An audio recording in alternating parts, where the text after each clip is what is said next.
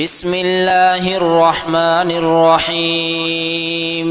الرحمن علم القرآن، خلق الإنسان علمه البيان. الشمس والقمر بحسبان، والنجم والشجر يسجدان. والسماء رفعها ووضع الميزان، ألا تطغوا في الميزان، وأقيموا الوزن بالقسط ولا تخسروا الميزان. والأرض وضعها للأنام، فيها فاكهة والنخل ذات الأكمام، والحب ذو العصف والريحان.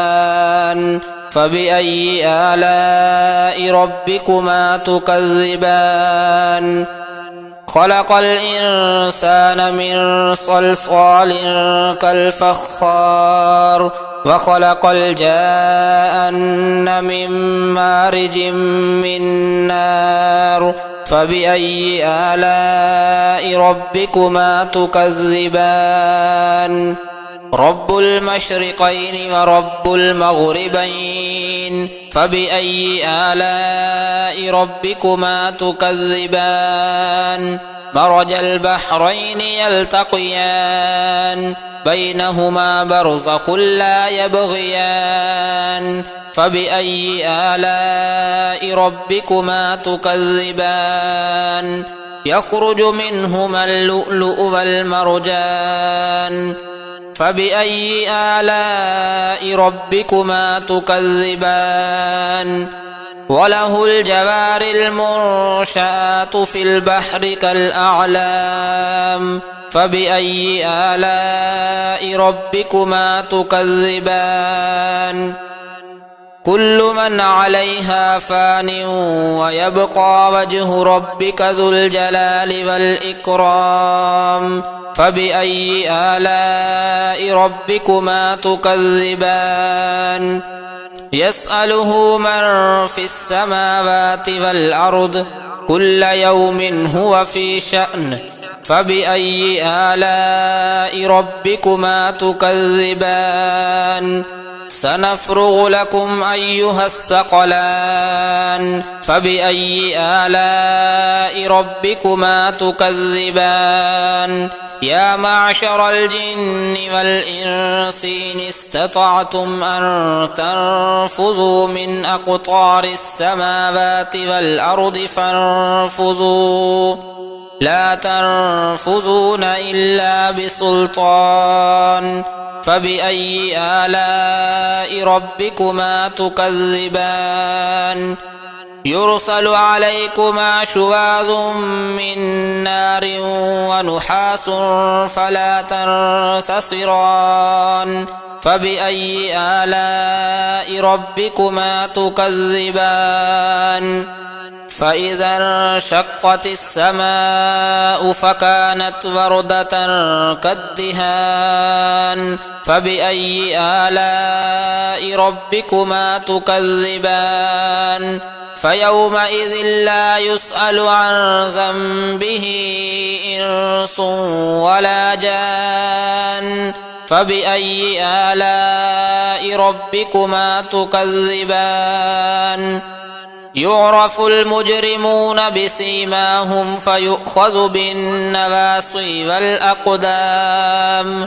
فبأي آلاء ربكما تكذبان؟ هذه جهنم التي يكذب بها المجرمون، يطوفون بينها وبين حميم آن. فبأي آلاء ربكما تكذبان؟ ولمن خاف مقام ربه جنتان. فبأي آلاء ربكما تكذبان؟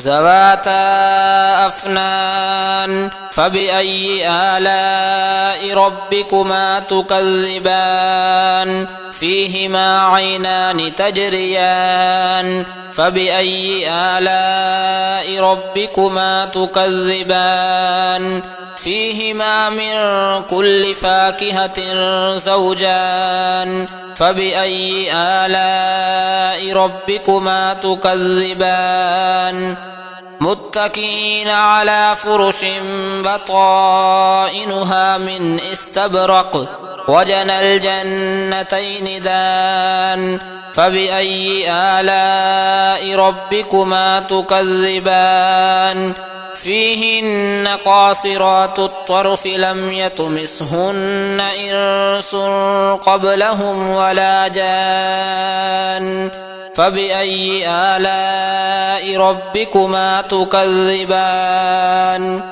كأنهن الياقوت والمرجان فبأي آلاء ربكما تكذبان هل جزاء الإحسان إلا الإحسان فبأي آلاء ربكما تكذبان ومن دونهما جنتان فبأي آلاء ربكما تكذبان مدهامتان فبأي آلاء ربكما تكذبان فيهما عينان نضاختان فبأي آلاء ربكما تكذبان فيهما فاكهة ونخل ورمان